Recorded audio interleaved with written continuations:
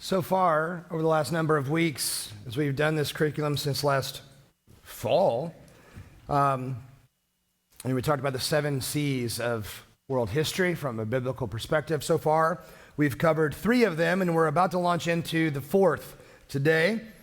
The first was creation, the 6 literal days, about 6,000 years ago, followed by corruption that enters the world through human sin.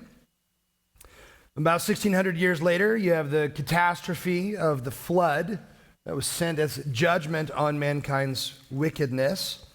And for the next few weeks, we're going to talk about the events surrounding the scattering of the peoples from the Tower of Babel, which is the confusion of the languages. So confusion being the 4th C of world history. So we talked a little bit about the Ice Age last week, so this event kind of takes place around the same time frame. So if you look at the transition from Genesis 10 into Genesis 11, there's a relationship between the 2 chapters. They present the account of the events that surround all that's happening at Babel. We've already looked at the chronological genealogy in chapter 11. That helps us understand some real dates and real age of the earth. Now, chronologically, the description of the genealogies in chapter 10 comes after the dispersion of the people from Babel. So if you look at verse 32 of chapter 10, the last verse, these are the families of the sons of Noah according to their generations by their nations. And out of these, the nations were separated on the earth after the flood. So it ends with separation, but chapter 11, verse 1, now the whole earth had the same language and the same words. Now there's unity, not separation. So what's going on there? Some have wondered, is that a mistake or is there a contradiction between the 2? There is not. Chapter 11 gives to us the background of what was just said in chapter 10. That, all right, there was this separation that happened, and now chapter 11 tells us how that happened. We already saw something similar in Genesis 1 and 2. Skeptical scholars will say, well, chapter 2's creation account contradicts chapter 1's creation account. That's not the case at all. Chapter 2 is simply zooming in on day 6 of the creation account in chapter 1 and beefs out a little bit more information. So chapter 11 does the same. It zooms in and beefs out that information to let us know what went down. And it's setting us up for chapter 12, a major shift in the book of Genesis with God's calling of Abram, the father of faith, and all that will entail. And for the next major portion of Genesis, we will be zooming in on his life and what God does in and through him. So in all, Noah, we've just talked about with the flood and all of that, Noah had 16 grandsons. And it's their families that are described in chapter 10. And the genealogy and all of that and how it goes.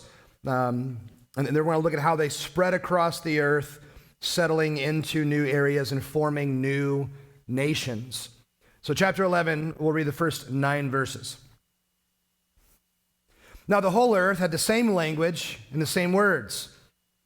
And it happened as they journeyed east that they found a plain in the land of Shinar and settled there. Then they said to one another, come, let us make bricks and burn them thoroughly. And they had brick for stone and they had tar for mortar. And they said, come, let us build for ourselves a city and a tower whose top will reach into heaven. And let us make for ourselves a name, lest we be scattered over the face of the whole earth. Then Yahweh came down to see the city and the tower which the sons of men had built. And Yahweh said, behold, they are one people, and they all have the same language, and this is what they have begun to do. So now nothing which they purpose to do will be impossible for them. Come, let us go down and there confuse their language, so that they will not understand one another's language. So Yahweh scattered them from there over the face of the whole earth, and they stopped building the city. Therefore, its name was called Babel, because there Yahweh confused the language of the whole earth, and from there Yahweh scattered them over the face of the whole earth. So we have a description of this event referred to as the Tower of Babel. So let's ask some questions about the text, and then we'll talk a little bit about the tower itself. And next Sunday is set to be a review week of the last 10 lessons, but instead of that, we're going to talk much more about the tower itself and what it was, because biblical and secular historians agree, shocker of shockers, on what that was and what that means. And we'll show some pictures of that, and then we'll make a case for what was happening there. Yes, sir. He said, "Come, let us go down." Yes, he did. Who dat? Who dat? Yeah, who dat? That would be God in triune form, which he's already said in Genesis 1, let us make man in our image and in our likeness. Which tells us he's not talking to the angels, because we're not made in the image of angels. We're made in the image of God. So this is God talking to himself. Yeah. Yeah, Christ and the Spirit, which are already in the creation account. Spirit's hovering over the waters. By the word, the heavens are made, which is Christ. He's the word, John 1. So now they go down, and again, we've got God in human form at Babel. Who do we know that is God in human form? Christ. So this is what's called a theophany, and a pre-incarnate appearance of God, but we refer to them as Christophanies, because when God shows up in human form, it's Jesus. So Jesus is at the Tower of Babel. Yeah. Cool stuff, right? Yeah. So when he was born in the gospel accounts at Christmas, that wasn't the first time that Jesus had stepped foot on planet Earth. He'd been here before. And made it, so he kind of knew everything about it already. So let's ask some questions about Genesis 11, 1 to 9. What type of literature would we say the passage is? It's historical. Yeah, there's absolutely nothing in the text to indicate that it's poetic or allegorical or metaphorical. There's absolutely nothing there. All that the text would indicate to us is that this is an accurate account of actual events that has happened here. So at this point, how many languages are spoken on the earth? One. What language was that? We don't know. I would argue likely what we know of now is Hebrew, but we don't know that for sure. Where had the people come from? What direction are they traveling? They're heading east. Which is right and good, because west of there are the mountains of Ararat, where the ark landed. And they've settled now in that area, and they have moved east, well, I guess for you, moving east, if you're looking at a map, into really what we know today as Iraq. They've moved from Iran into Iraq, the Middle East area. And where do they settle? Shinar. A plain in the land of Shinar. You already know Shinar, but you know it by a different name. It's Babylon. Yes. This is Babylon, one of the great enemies of Israel. They're the ones who sweep in 586 BC and destroy Judah after the Assyrians have already defeated Israel. And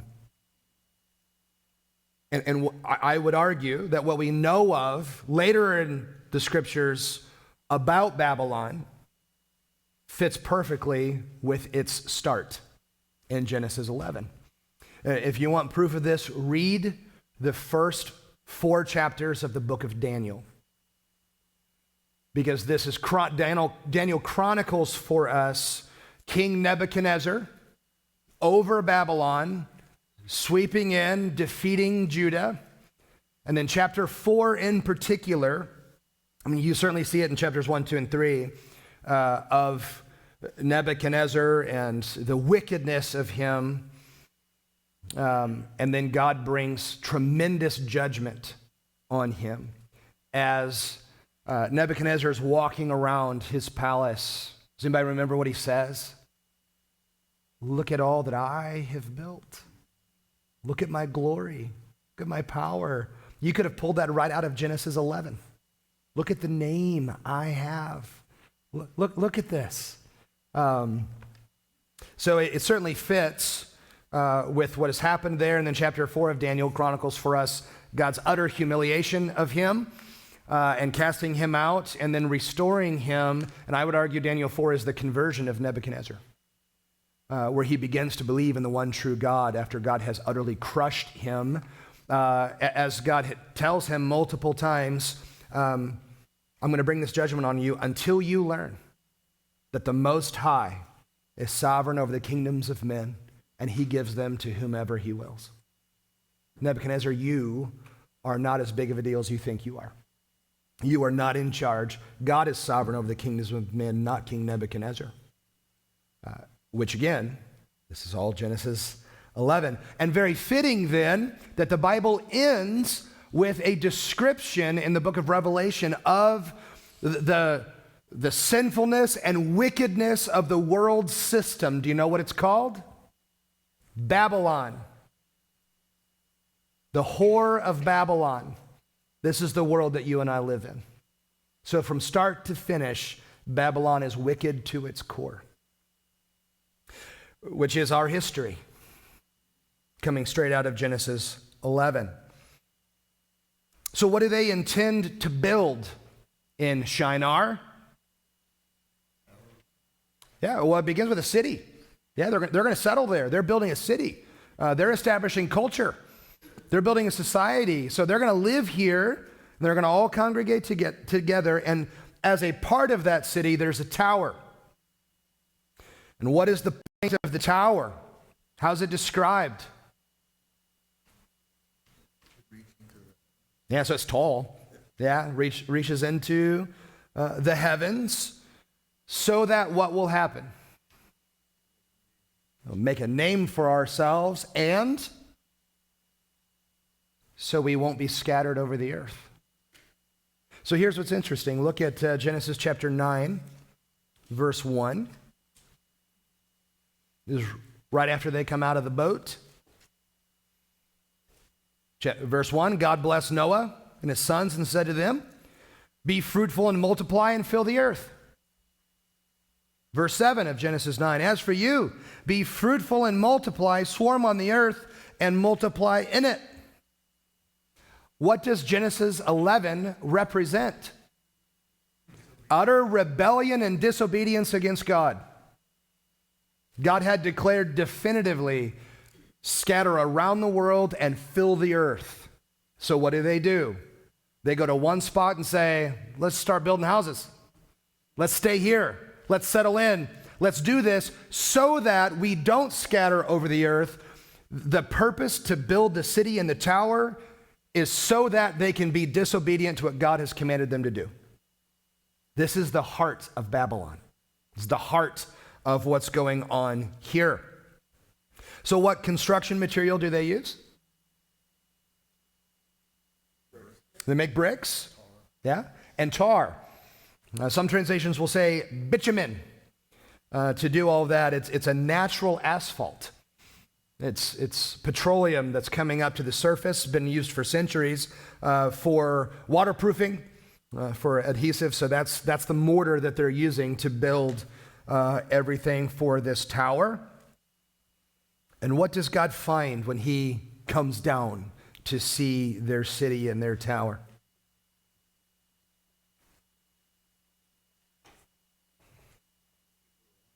They're one, yeah, they're unified, and they can do anything.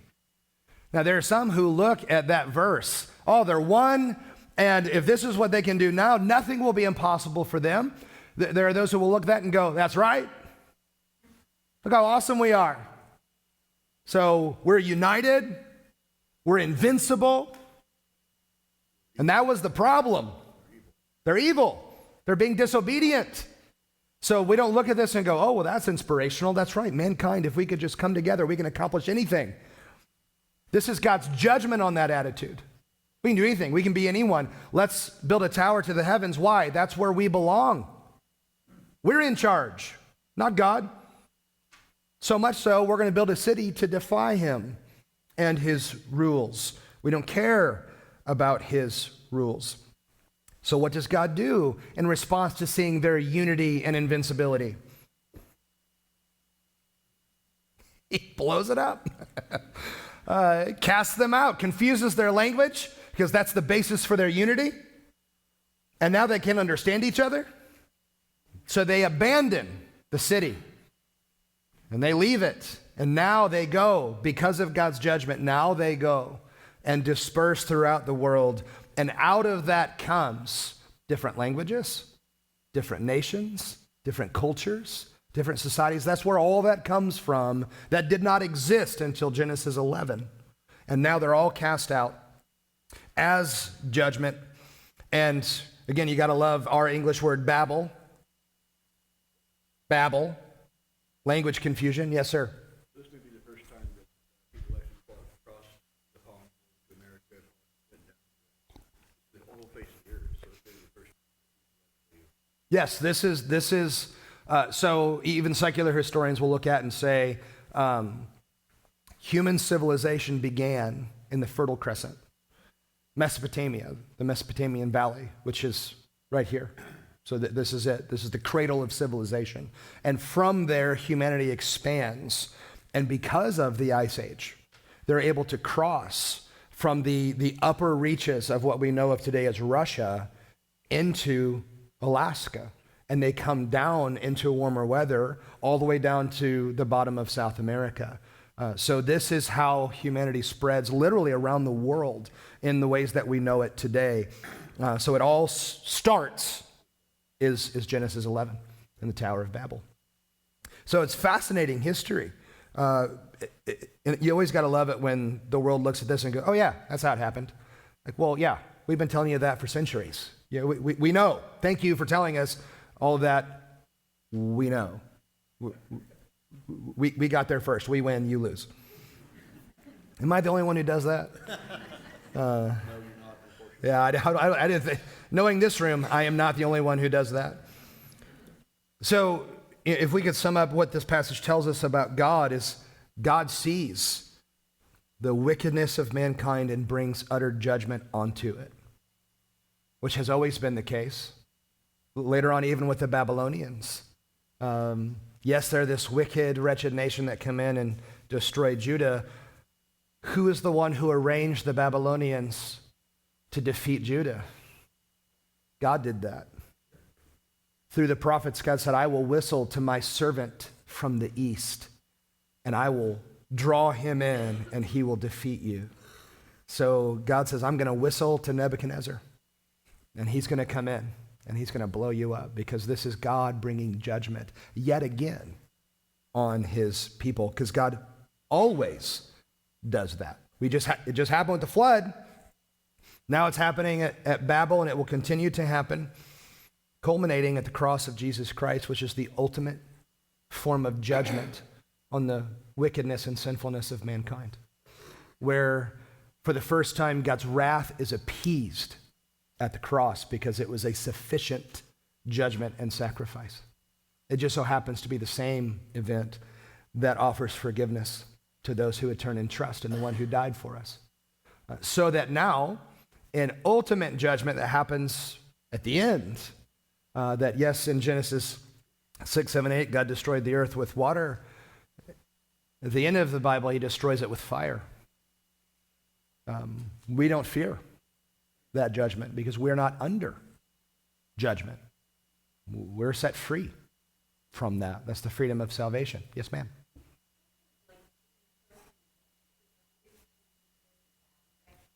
Sure, yeah. There will be a move towards, one world kind of civilization. What does that look like? And again, this sounds so inspirational that, we can all come together and, cue Michael Jackson with We Are the World. We are the children. Let's do all this together. And this is how we create a utopian society. And as that progresses, God does then what he does in Genesis 11. He utterly judges it and crushes it. Because when humanity does unite, they unite against the Lord and fight a battle against him. And read Revelation 19, it doesn't end well for them. Jesus shows up there was the rider on the white horse whose name is Faithful and True, with a sword coming out of his mouth, with a tattoo on his thigh that says King of Kings and Lord of Lords. And he speaks and destroys the enemy. There is no battle of Armageddon, friends. Jesus shows up and says it's over, and it is over. So don't be in that army. Yeah, so the whole, one world system, good luck with that.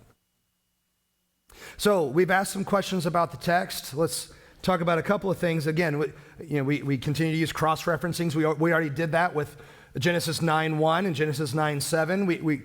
By comparing these verses, that's called cross-referencing. By comparing these verses now, we're building a picture of this is what they're actually doing in Genesis 11.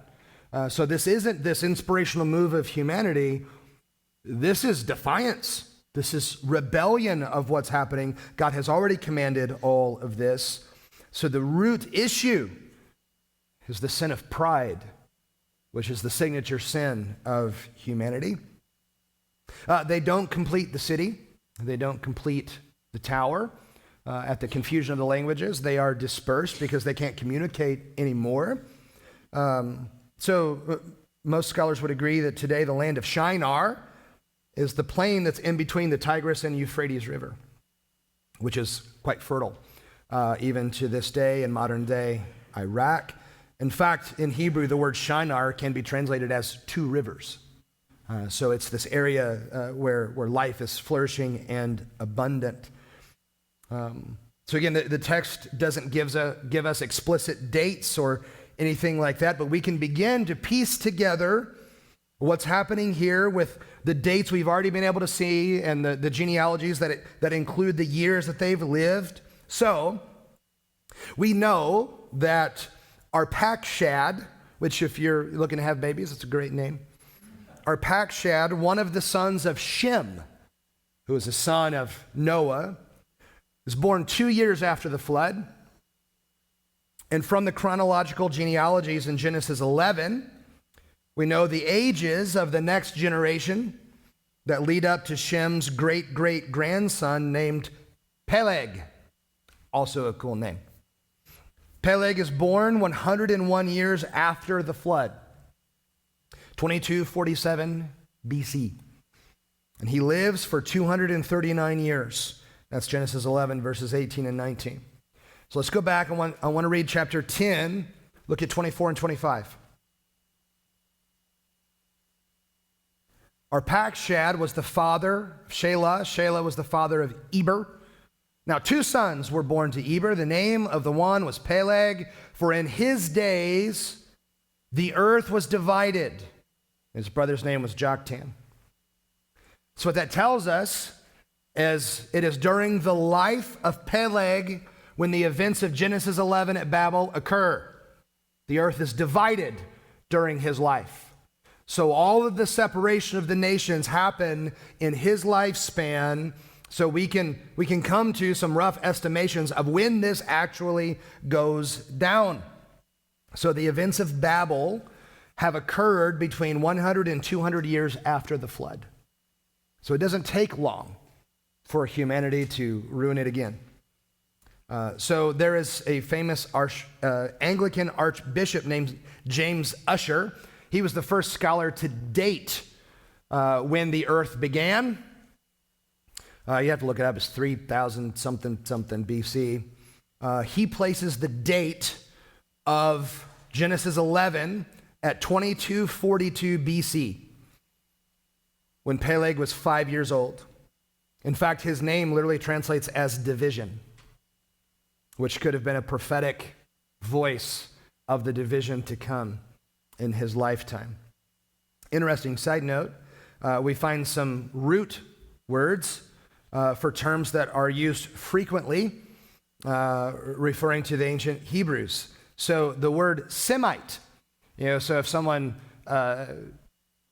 hates Jews, they're called an anti-Semite. Semite comes from the name Shem, the son of Noah.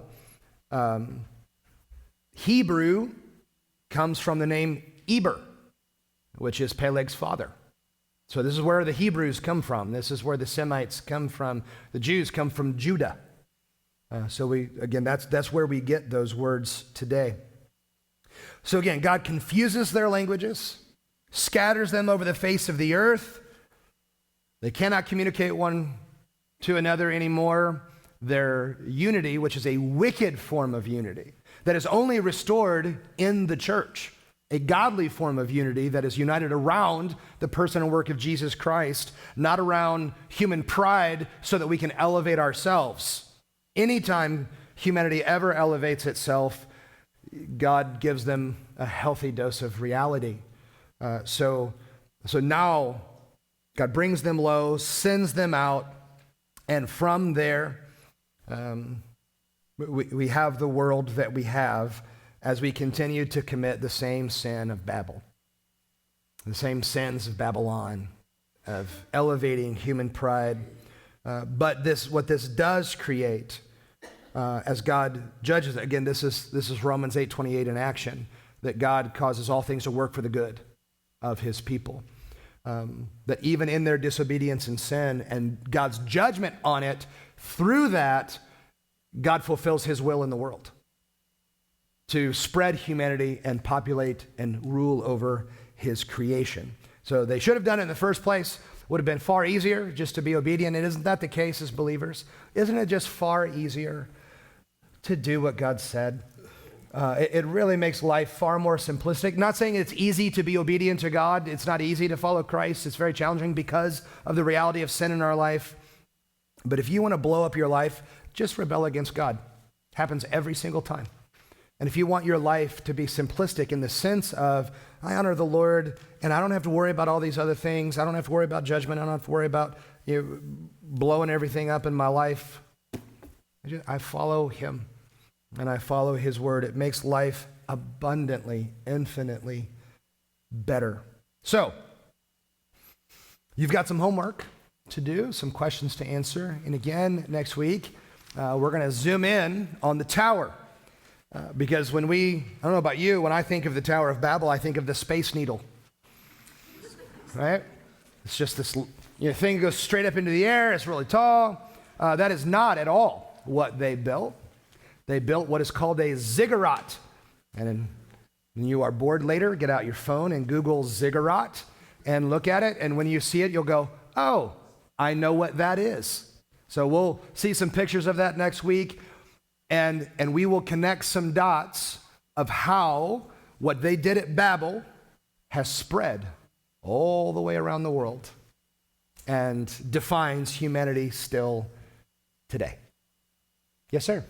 So you're basically, if I'm wrapping my head around this, saying that these were basically Noah's grandsons. So 2 generations after the flood, we're right back where we started again. Correct. Yep. Again, here's what I know about me. I won't say publicly that I know it about you too, but we do. I don't need long at all to be in rebellion against God. I don't need a century or two. Give me a second or two and I'm off course, because that's the reality of the nature of sin. So we don't need a millennia to figure out as a species how to rebel against our Creator. It's embedded within us. We know from the moment we're born how to rebel against the Lord. It comes as natural as breathing. See you next week. 1, 2, 3, go team. Oh, yes, ma'am.